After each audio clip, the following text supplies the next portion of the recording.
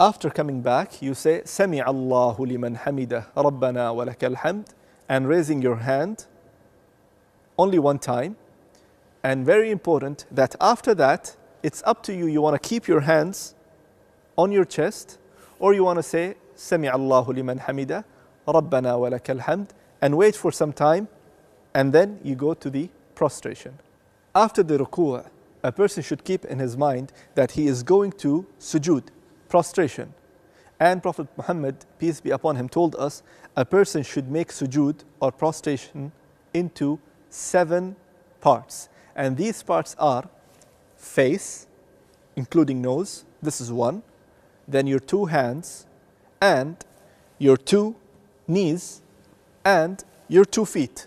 So 2 feet, 2 knees, 2 hands, 6 parts, and then your face, that includes your head and nose.